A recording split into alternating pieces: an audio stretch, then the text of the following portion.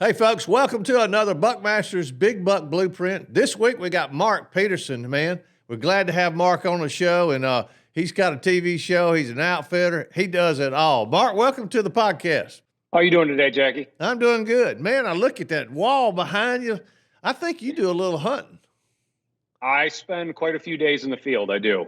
Yeah, probably right around 175, 200 days a year in the field. Well, it looks like your taxidermist is making a good living off of you. Oh, yeah. Yep, that's for sure. All right, let's talk to me a little bit. You've got a TV show going on, and then you're doing some outfitting business. Talk to me a little bit about what you do. Yep. Yeah, so I've this is my 11th year of having a TV show. It's on Pursuit Channel now. It's called The Journey Within. I also own Worldwide Trophy Adventures. Previously used to be Cabela's Outdoor Adventure and Tag Service, so we're the largest adventure booking agency in the world. Wow. Underneath WTA, we book for right around 500 outfitters around the world, but we own 12 spread between Canada, US, and Mexico. We do all the sheep up north, pretty much all the cool stuff. We have an outfitter that does. We also have a couple wing shooting outfitters that we own and operate as well.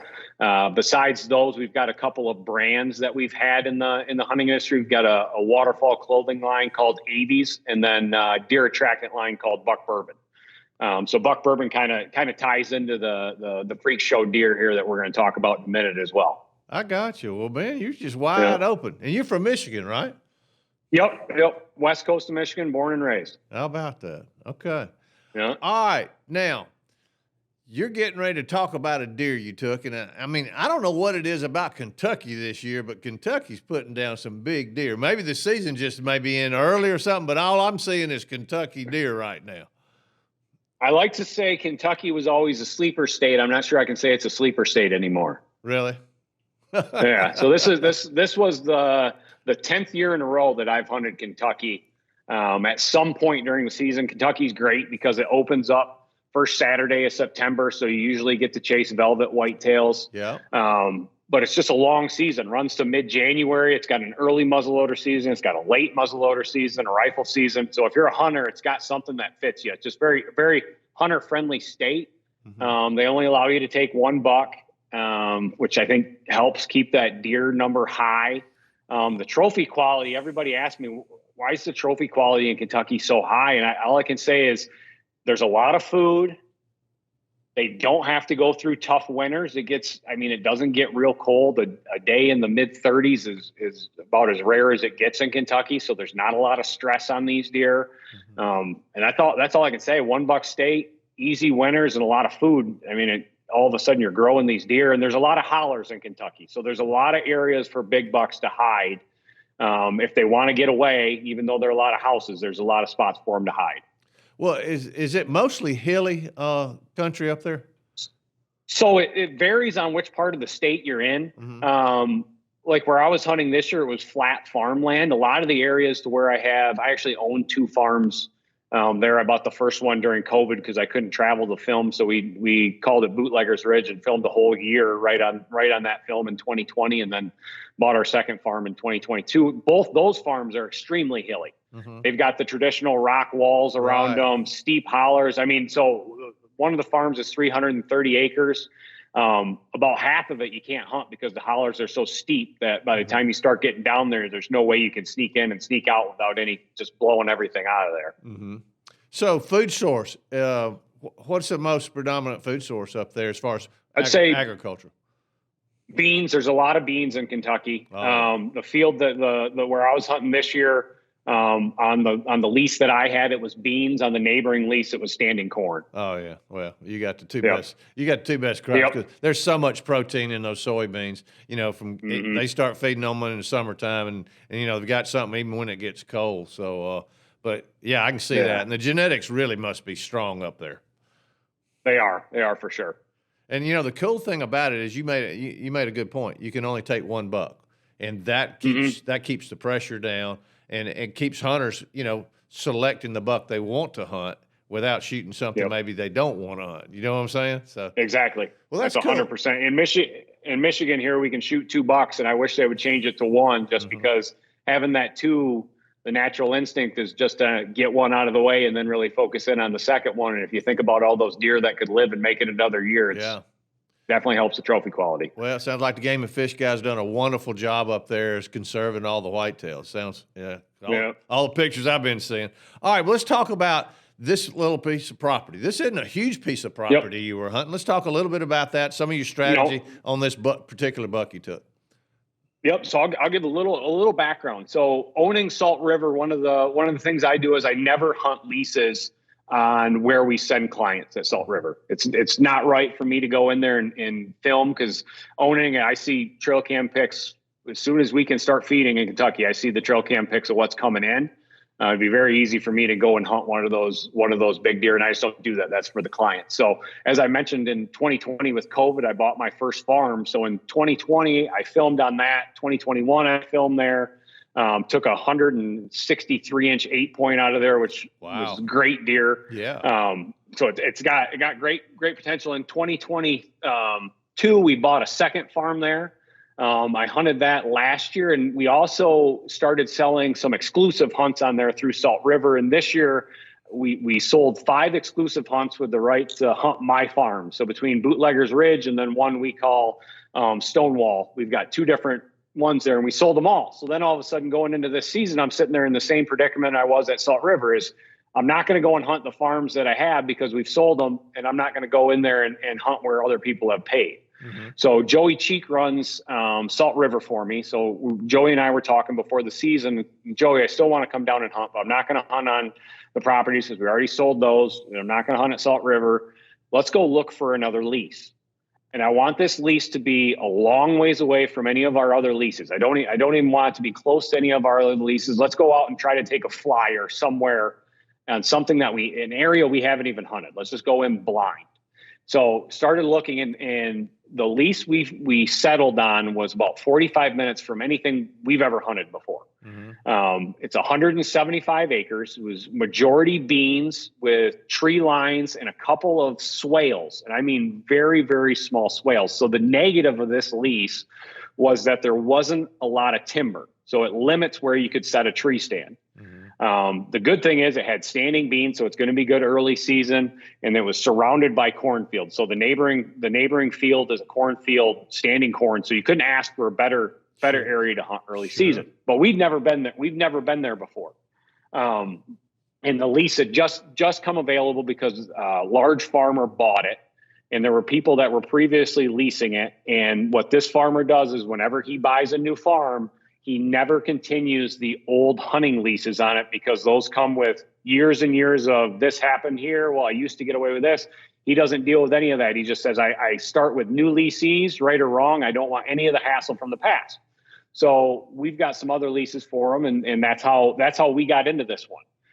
And looking at the area, it was close to where the record deadhead has been found in Kentucky, and it's close to where the record buck in Kentucky has been. Northern Kentucky, that's all I'll say. Everybody can hit their phone and Google roughly the same area to where I was then. So going into this completely blind, never been on the farm before, can't start feeding in Kentucky until the first part of August now. So we got this lease about 8 weeks before we could start feeding. Didn't even put cameras out. Once you start feeding, we put them out there, and the first week went and checked them, and we had a 1.5-year-old 6-point and 4 does. Is what we had on it after 6 days. So not a great start.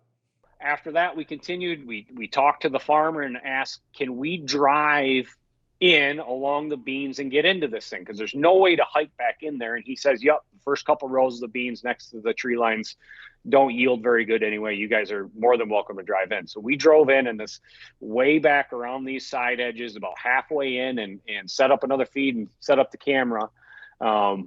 And I'll remember Joey and went in there with Trey, who works at Salt River also. And they said, are you sitting down? And I said, yeah, what's going on? You're not going to believe this. And I hear that a lot in the hunting industry. So It takes a lot for me not to believe. He goes, seriously, you're not going to believe this. And he sends me the trail cam picture of Freak Show for the first time. And he showed up. We moved on August 7th, moved it and set up again. He showed up that night. And he had showed up at that feed source with corn and buck bourbon. Of the month, he'd only missed 4 days from being on camera. Where it was on a tree line on our side between beans that he was coming out in and standing corn on the left. So the tree line straight up there. We're in the tree on the lee side of the farm. We got the pile of corn and buck bourbon out in front. And now all of a sudden we get a deer like this. And Jack, you've deer hunted. I grew up watching you. You've deer hunted long enough. If you get a deer like this on camera, priority number one become of keep this circle tight and don't let the word of this guy get out. Because otherwise you never know what's going to happen. And so we continue on as normal. We feed the farm once a week. He stays regular. He's showing up in daylight even. Wow. And we're now looking at him at the same time trying to score him, but we have no idea how to score a deer like this. I told the guys, I'm like, he could be 180 to 220. I got no idea, right? He's just got stuff going everywhere. And so now it's all about trying to keep him as regular as possible. So we go in once a week, we feed, we put buck bourbon down. We got 2 cameras set up on it. We got a Cabela's camera that's in video mode. We got a Tacticam that's sending the cell pics. And from that point on, it's just regular, right? 2 weeks before season, we get in, put the stand up. We do everything. We put the camera stand in. We put the camera arm in. We've got the Ozonics hook in. Anything that would make noise when we go in there, we got in 2 weeks ahead of time. And then all of a sudden, it's just leading up to season. It's keep it as regular as it can be, and he's still on schedule. So, Mark, still showing up. Mark, how many sets of stands did you put in with the wins? Just one. Where one. He was at, it's on a tree line, and it's super tough. There was where he was coming from every single time. He was coming from the south. And looking at the aerial map, there's one swale in there that there's a little pond, and I mean, call it 60 feet by 40 feet, little thing that holds water, and there's grass, and that's the only spot we can figure that he's bedding in there. Because he's coming up that tree line on the corn side, on the neighbor side, and popping out on our lease every single time. So we don't go any farther in the farm.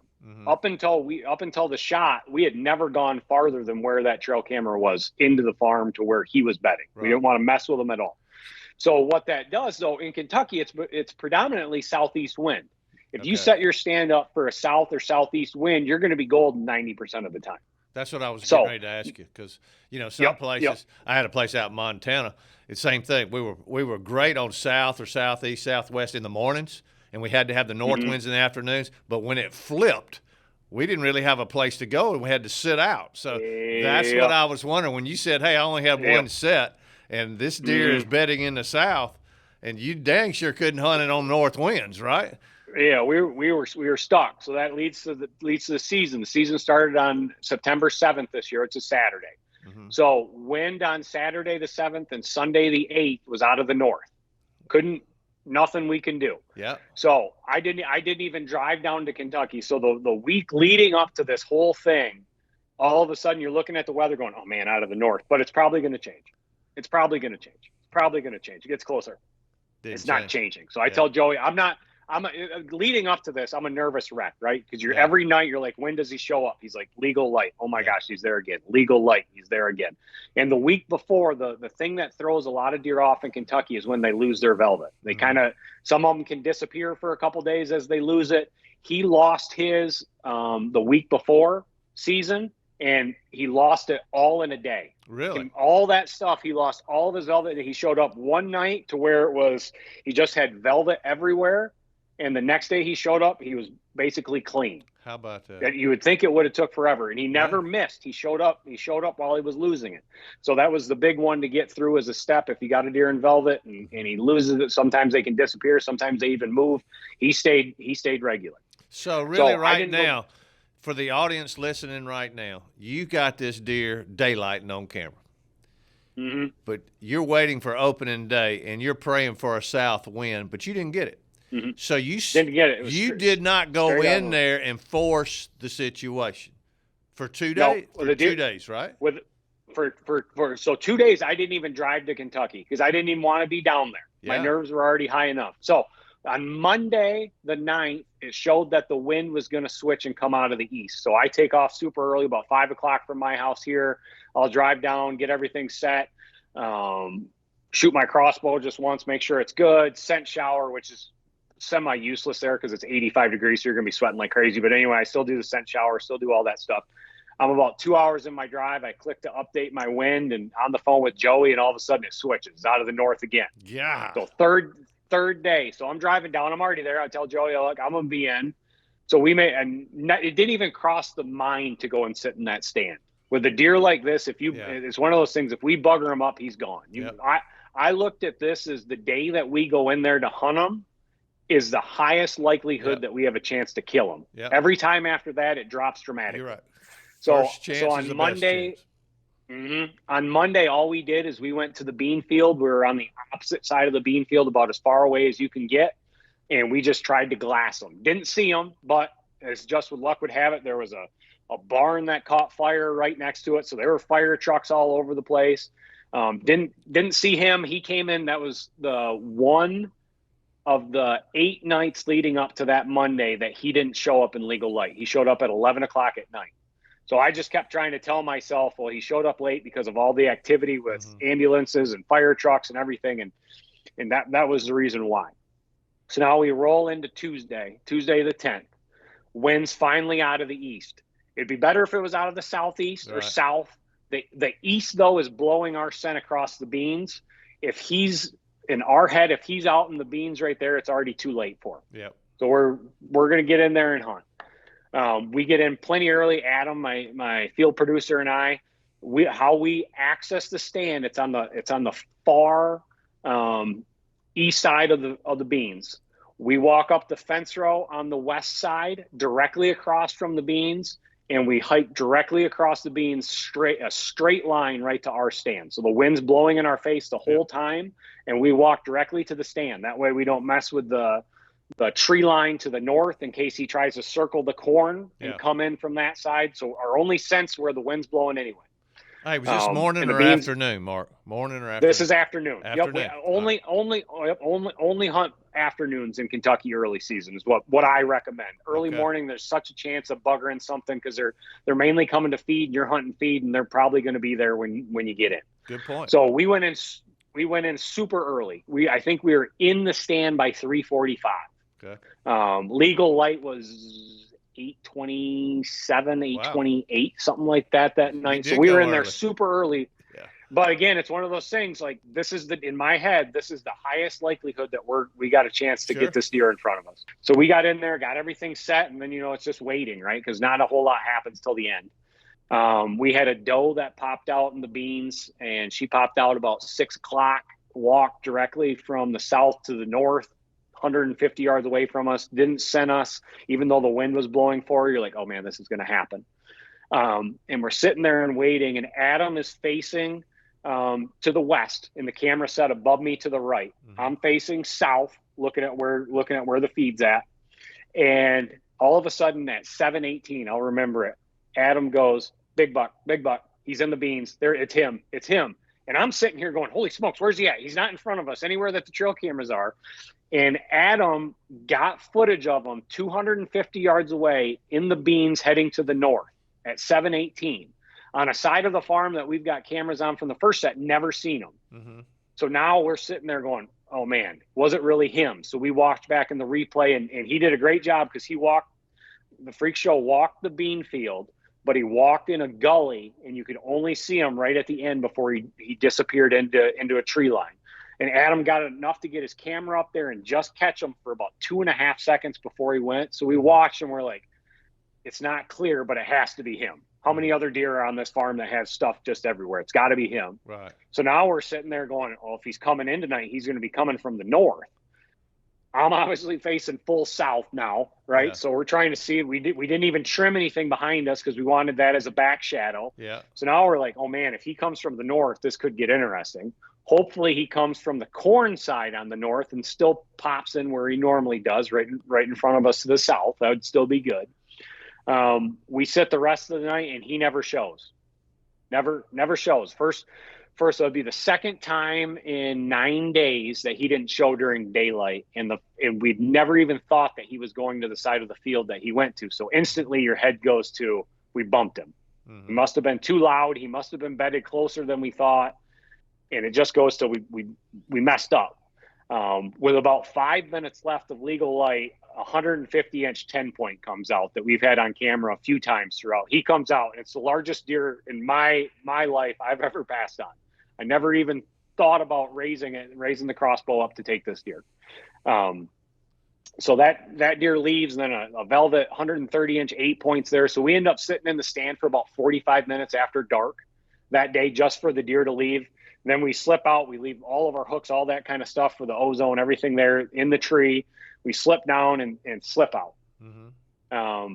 And now it's a waiting game, right? So we finally get back. We help with a couple deer recoveries at Salt River. Get back, go to sleep about 2. He hadn't been on camera yet at 2 o'clock. Wake up at 6:30 in the morning. He still didn't go on camera. One of the first night in over 2 weeks, he'd never been on camera the whole night. So, I mean, talk about a sinking feeling. Yeah. You wake up on Wednesday of the 11th and he's not there. So all I could think about is at some point in time, we had to bump him. Maybe he was bedded in the beans. Maybe he wasn't bedded where we thought he was. Mm-hmm. Maybe the wind switched just enough to do, because the last hour the wind kind of settled. Yeah. And our thermals kind of sucked to the south along the bean edge. You're like, oh, okay. So at this point in time, my mindset going into that Wednesday was, we're going to hunt one more day right now. If he doesn't show up, we're going to back out. We're going to give it a period of time for him to come back in, not over pressure. Right. That's where it was at. We were going to hunt the second day.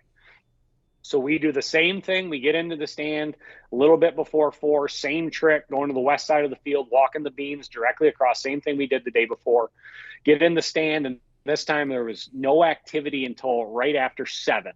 The wind had died down. It was 4 miles an hour coming out of the east. So the same wind that we had from the night before, it's our sense blowing out into the beans.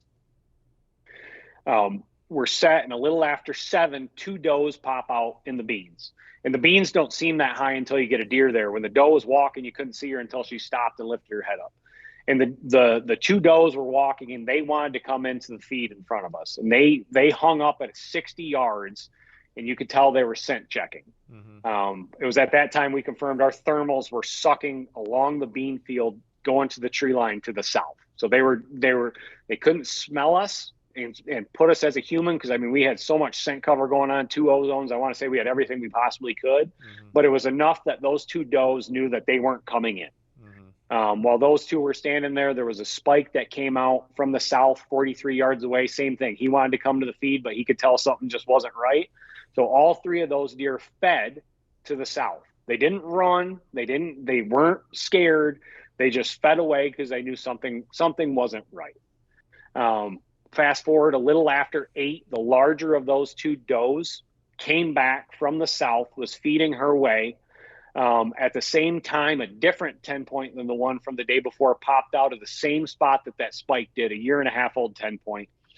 And they wanted to come into the pile of feed that we had in front of us, but they could tell something wasn't right. So they went out in the beans, and they were eating in the beans about 46 yards away, would have been southwest of us.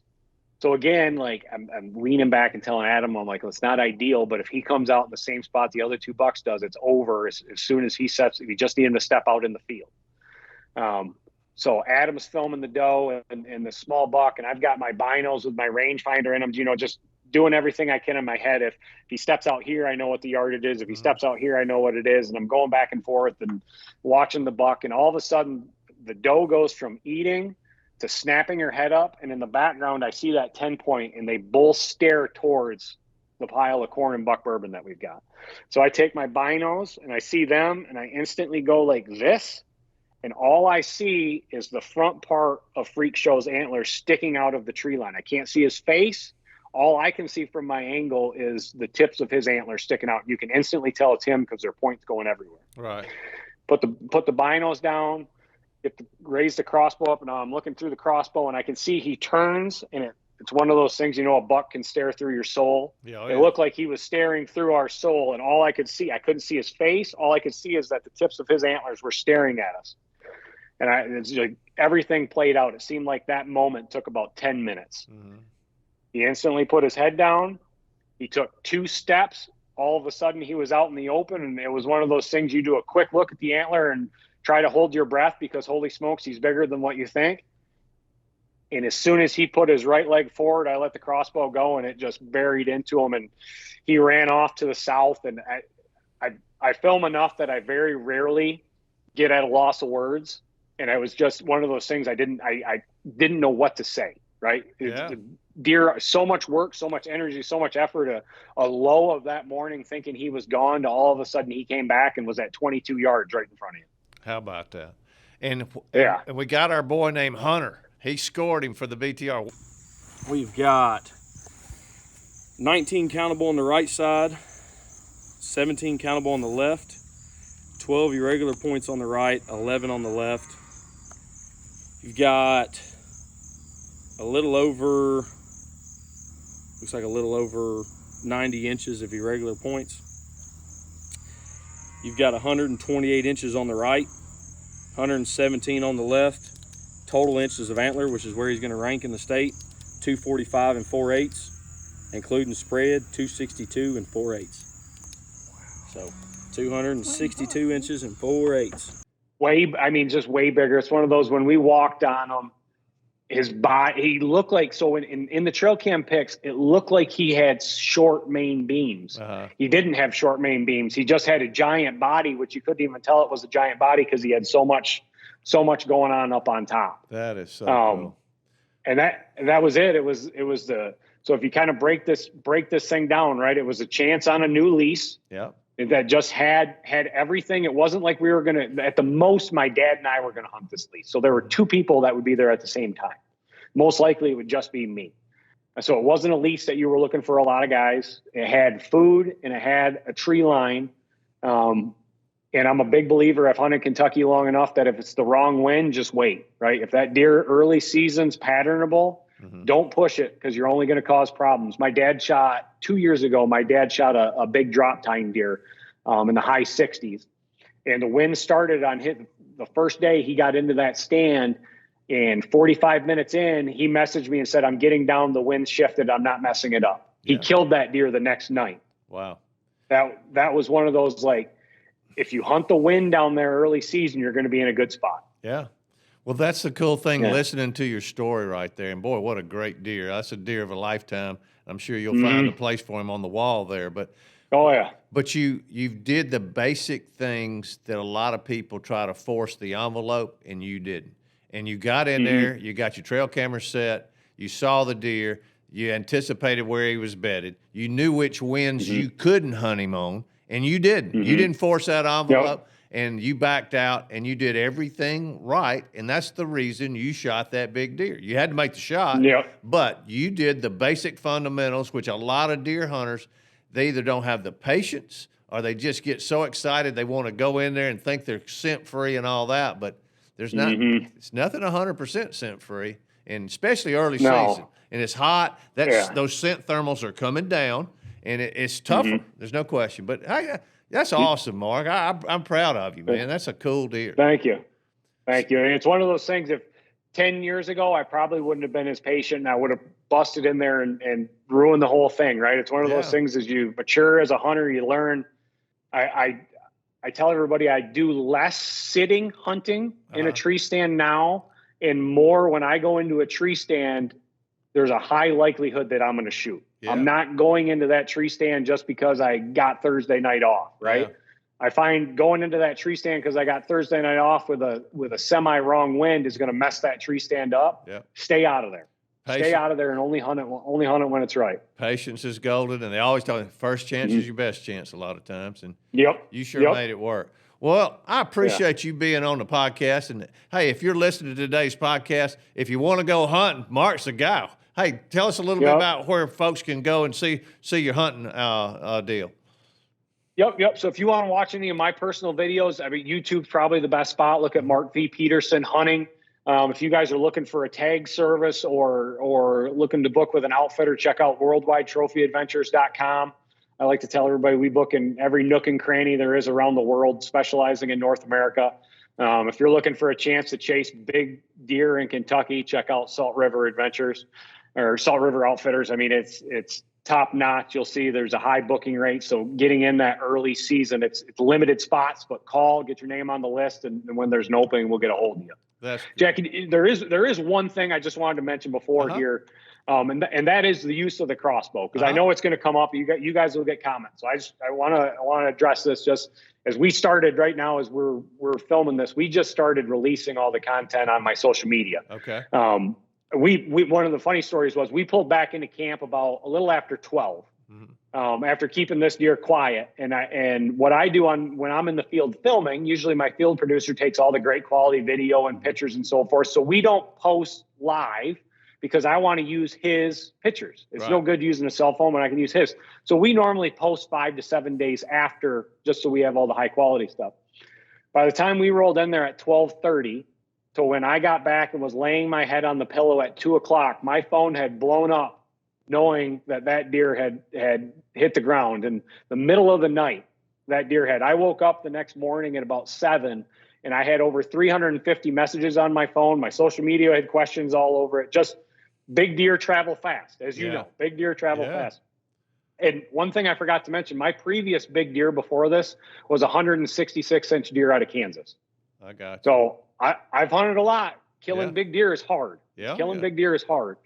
So anyway, I am a big believer in filming with all weapons. So I do a lot with my muzzleloader, my rifle, my Matthews bow. I try to do that. In 2020, that 8-point that I told you that I shot, that 163-inch, my dad and I were together with one field producer, and I tore my rotator cuff loading that deer into my truck. Oh, okay. Just one of those things. I tell everybody, young and dumb, right? Yeah. Why do it by yourself? I was saving it for a full body mount. Why do it by yourself when I could have called and waited 20 minutes and a group of guys would have showed up? One of those things. Lesson learned. I opted not to have surgery on my rotator cuff, so been rehabbing it ever since. I was shooting my lift bow a ton getting ready because I was going on a caribou hunt in Nunavut.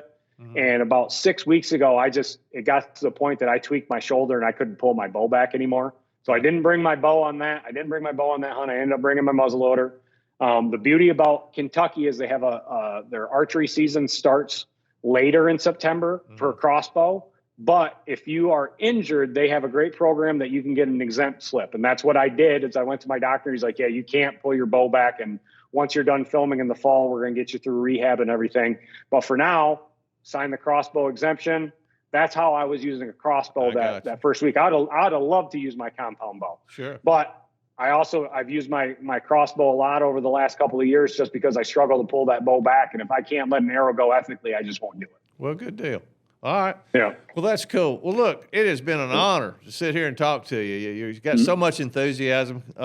I wish you the best on your TV show and your outfit, and hopefully you can bring the old Buckmaster up there. Maybe we can go hunting together in Kentucky. How about that? I would love to. I didn't mention, because I don't like aging people, Jackie, but I grew up watching you on TV. So I know. I'm a huge fan. Huge fan. Since you were in diapers, that's what most of them say. So yeah, probably. I was probably pretty young. Well, Mark, thanks again. And, folks, that's another Buckmaster's Big Buck Blueprint, another great deer hit the ground. And, hey, if y'all keep following us right there, push the subscribe button, and we'll have some more coming to you pretty soon.